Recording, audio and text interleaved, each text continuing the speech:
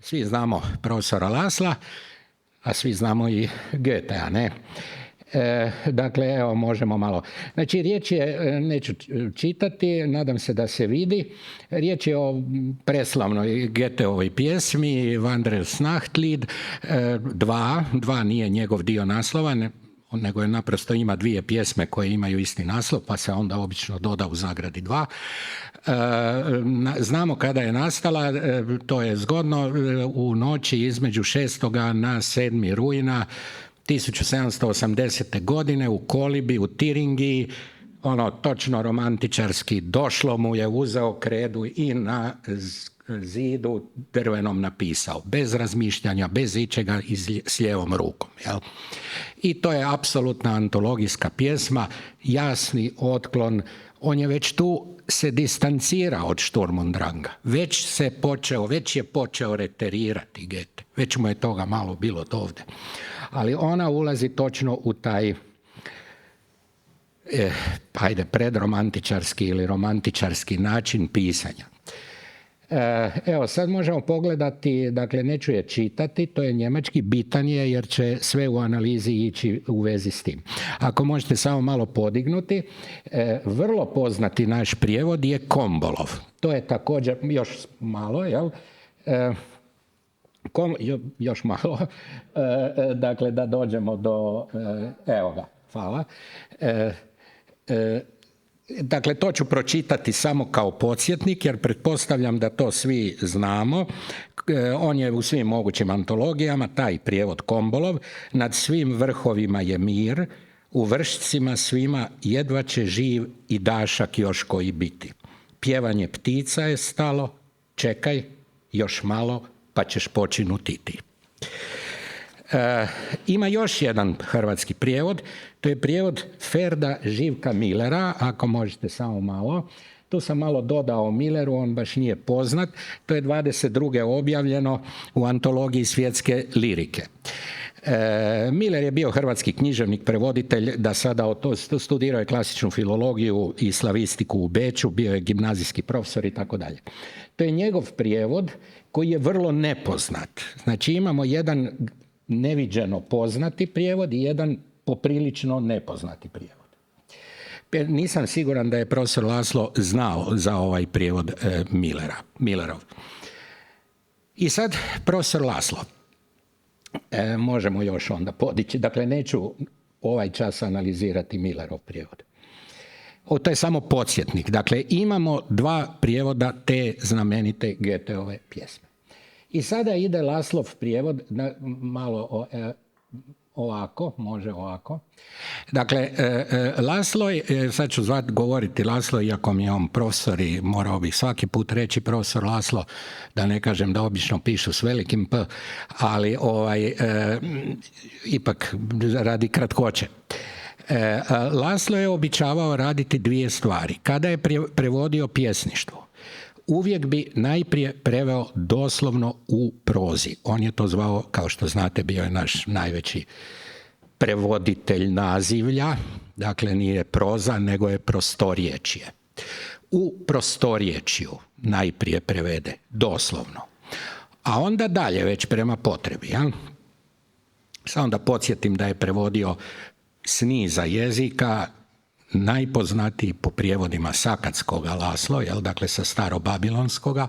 U nas je jedini znao klinopis i meni ga predavao. A naravno prevodio je po potrebi s njemačkoga, engleskoga, francuskoga, talijanskoga i tako dalje, ruski je znao neviđeno, ne? I mađarskoga, da kako, ne? Jer je on bilingvalan, ne? Dakle, njemu je otac Mađar, majka Hrvatica. Dobro, to je jedan problem. Drugi problem, Laszlo nikada nije objavio prijevod jedne pjesme, a da ona nije onaglašena potpuno i beziznimno. To nije dopuštao. Ne može i ne može. Dapače, nikada nije htio niti najobičniji tekst, ali onda bi na moljenje urednika i ne znam koga, ajde dajte, molim vas, lijevo, desno, i onda ipak ajde neka bude, onda meni kaže ovo je sramota.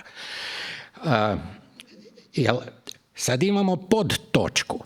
Podtočka je on ima svoj način bilježenja naglaska. A to je dvonaclovni sustav. To je u nas vrlo nepoznato i ja, da sada ne kompliciram, ako se vidi, ja sam prepisao ili preslovio njegovim riječima, znači na naš uobičajeni petonaclovni sustav. Neću sada tumačiti kako funkcionira taj dvonaclovni sustav bilježenja naglaska u kojem se bilježi samo visina tona i duljina, a ne bilježi se mjesto siline u hrvatskome što bi trebalo, jer je njegovim riječima to pretkažljivo na temelju visine tona. Dakle, to je njegov zapis koji imamo ovdje. Ovo je moj prijepis toga zapisa na taj Vuk, Daničić, Budmani, Maretićev sustav. I to je prostorječje ili proza. U prozi taj prijevod glasi: na književni jezik on je to zvao birani sustav, u što ovdje ne mogu ulaziti, ali o tome sam dosta pisao. Prijevod glasi, to je naoko izgleda da bi to bili neki stihovi, on je govorio vrstice, dakle nisu stihovi nego vrstice, međutim to je samo tako u književnoj smotri 94. je sve objavljeno, naprosto je tako složeno, to nema veze, moglo je ići kontinuirano. Dakle, povrh je svih vrhova mir, u svim krošnjama jedva očutiš daška. Ptičice u šumi muče, pričekaj de, skoro ćeš počinut i ti. Prozni prijevod. Odmah nakon toga Laslo daje svoj, recimo, prijepjev na književni jezik standard, nije standard inače podnosio, ali ne mogu u to sada ulaziti, nikada u životu nije meni izgovorio riječ standard, nego ironično. Kad bi mu ja rekao, znate da je u jeziku izašao taj i taj članak, onda on meni kaže, to je sad sigurno standardizirano onda. To je znači katastrofa. Ne? Govorio je birani sustav. Zašto? To je velika teorija i u to ne mogu ulaziti. Kako glasi taj na birani sustav ili književni jezik ili standard prevedena ta Goetheova pjesma Laslova? Svud, isto tako, molim vas dajte ako možete podignuti samo. Znači, ovo je bio taj prostorječje. Ponovno on, kad je u pitanju književni jezik, ima ovaj svoj dvonaclovni sustav, a ja ga dolje prepisujem na naš, ajde recimo uobičajeni. Evo, možemo to staviti. Dakle, to je ovakav prijevod. Svud na vrhu gorja sve spi. Svud usred borja jedva ti očuti špir.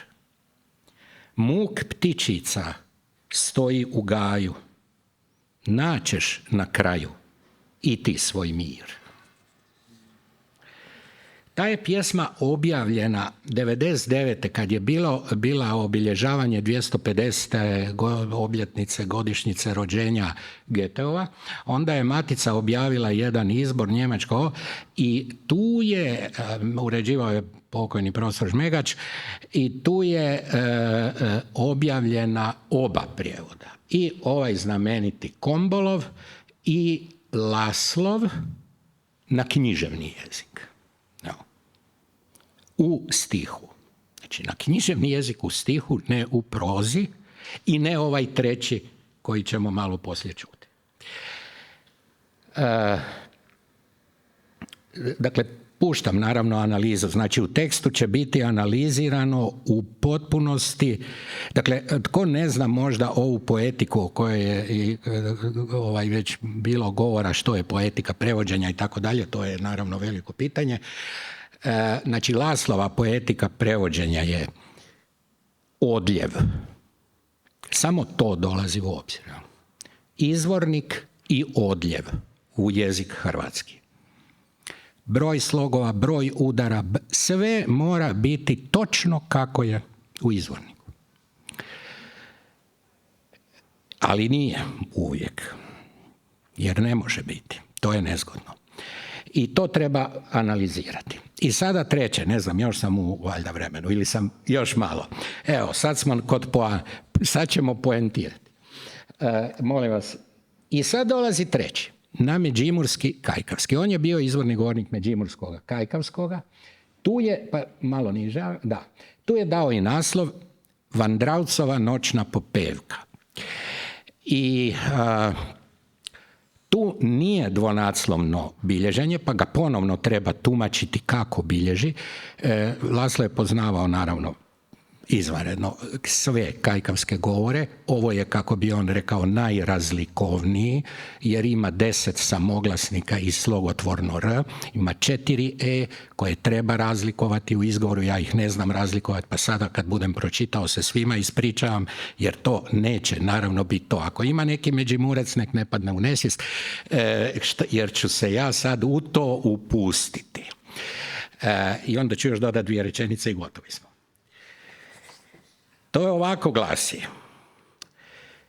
Šumni bregi spio, siglih, vtiči močio, zrok je tih, mirno stoji, ni vrh se ne gene med borom, čakaj, na skorom spal boš i ti.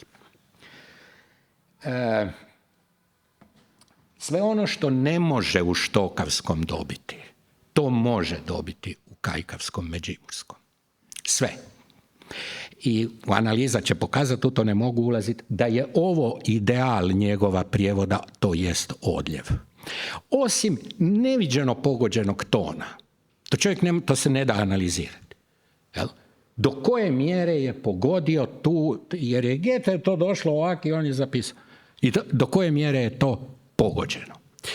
I sad dolazi kraj. Ovo što smo govorili, što je prije bilo rečeno, da se neki otklon od standarda ili neki regionalni ili ne znam, narječni ili govor i tako dalje mora onda prevesti nekim govorom da bi se neka dinamika očuvala između standarda i govora, pa da se tako to prevede u drugom jeziku.